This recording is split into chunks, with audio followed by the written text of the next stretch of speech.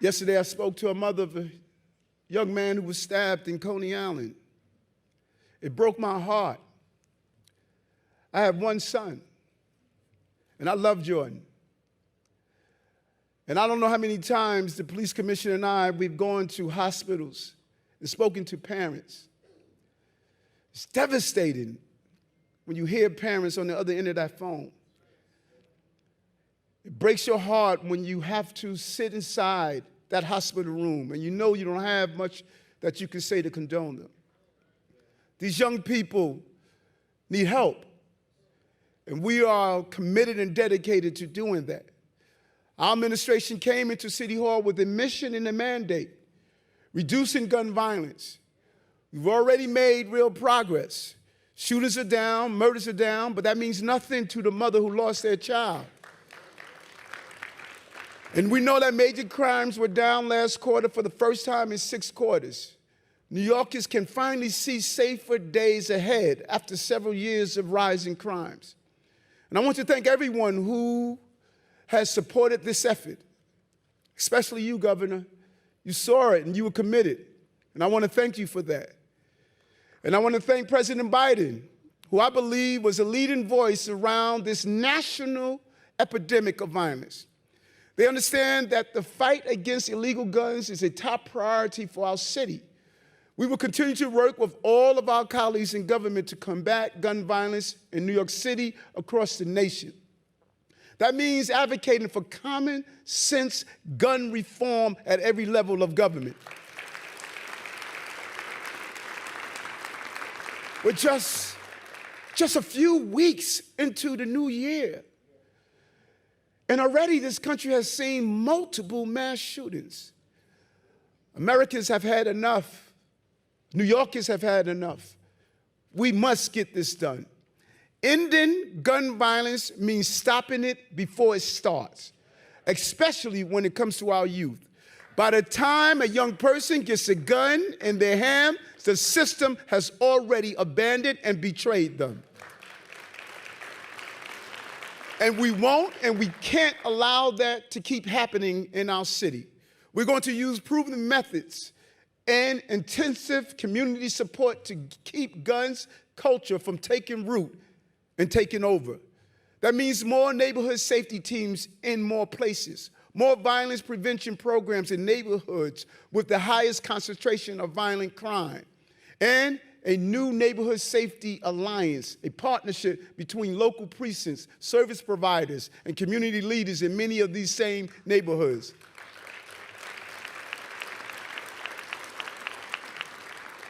And I always say this is my Aaron Judge year, but I was already hitting home runs when I picked Police Commissioner Keechant Sewell to lead the police department.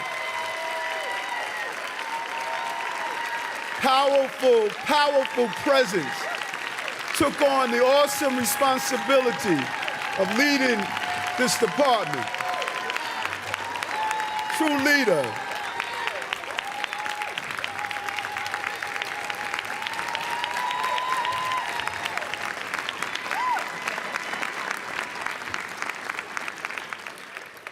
Just want to thank her for all her work keeping New Yorkers safe this year. She has saved lives and supported the department through a very tough year. This year, we will build on that work, increasing our efforts to protect New Yorkers from robberies and burglaries, as well as other violent crime. The NYPD's Crime Prevention Unit will expand their focus on retail theft and work with business owners and business improvement districts and other solutions to prevent shoplifting. We will also expand the community response to teams to operate at the borough level. And we will make better use of our most powerful tool in the fight against crime, our communities. And let me be clear on this. We're not going to criminalize poverty. We will partner with the DAs. And if a person is stealing because they don't have something to eat, we will show them how to get food. If a person is stealing because they have a drug problem, we're going to show them where the access to drug treatment is. The goal is to go after organized crime, but we're going to set the standard. This is not going to be a city where anarchy will run. This is going to be a city that is going to be a safe, productive city.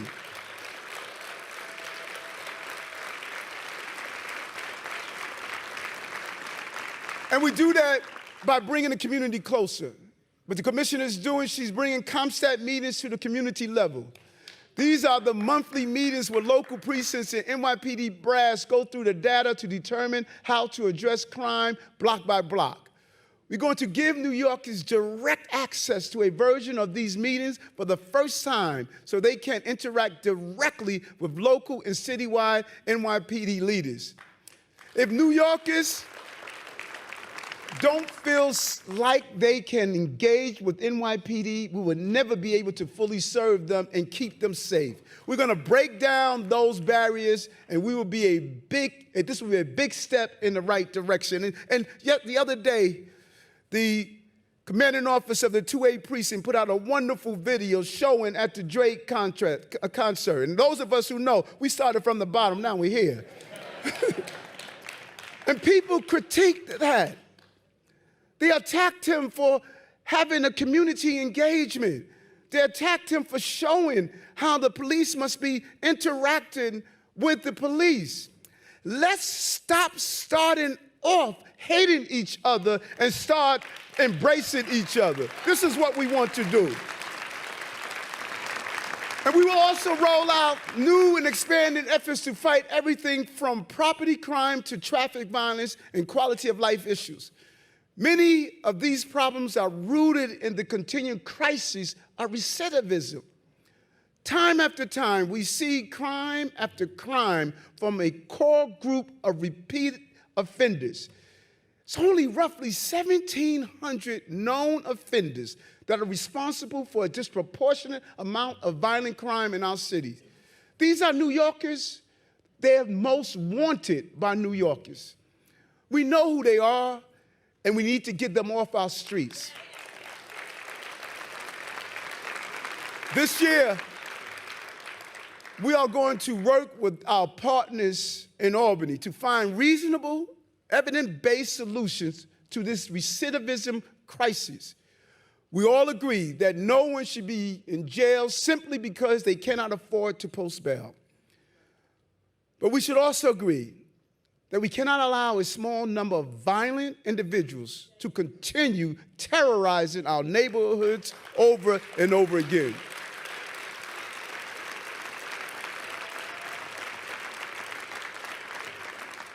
And I look forward to working with the governor and lawmakers to make the right decisions so that we can ensure defendants are provided with the speedy trial that our Constitution guarantees, and that victims and their families are provided justice in a timely manner. That means making sure our district attorneys and defenders have the resources they need to clear the backlog of cases and finding ways to expedite the discovery process. Discovery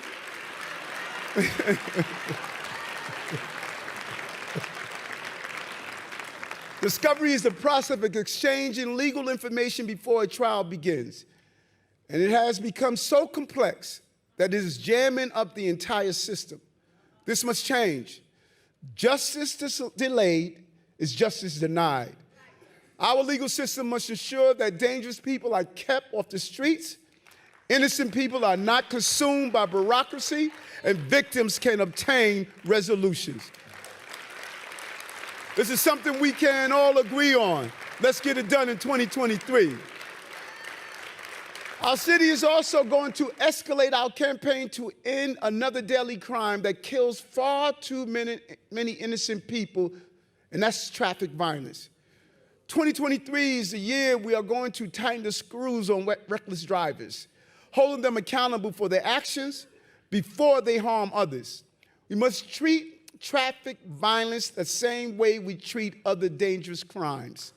We're working with our partners in Albany to advance new legislation called ROADS.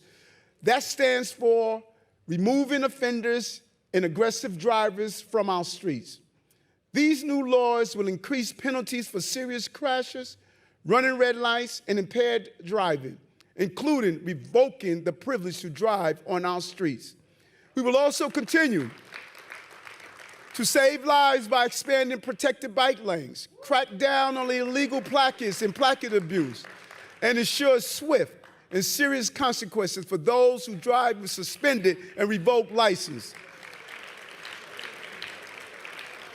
We've had enough of gridlock and scofflaws. Going forward, we're going to deploy more NYPD tow trucks on our streets. We're going to ticket and tow abandoned or illegal parked cars that block traffic and visibility. This is going to help to keep our delivery zone, bus lanes, and bike lanes clear and help us to make driving, biking, and walking easier and safer for everyone. New Yorkers should not have to fear for their lives every time they cross the street or bike to work. Vision Zero means exactly that. 0 fatalities. That's a goal we take very seriously. Our administration is going to invest in improving quality of life for New Yorkers across the board. For far too long, New Yorkers were asked to accept things that should be unacceptable: crime, rats, trash, traffic.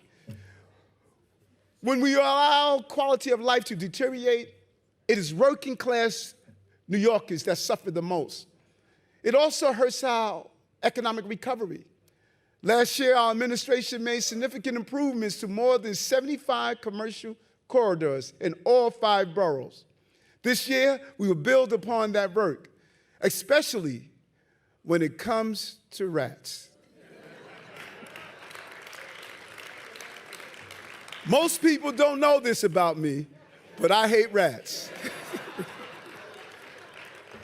And pretty soon, Commissioner Tisch, they're gonna hate me.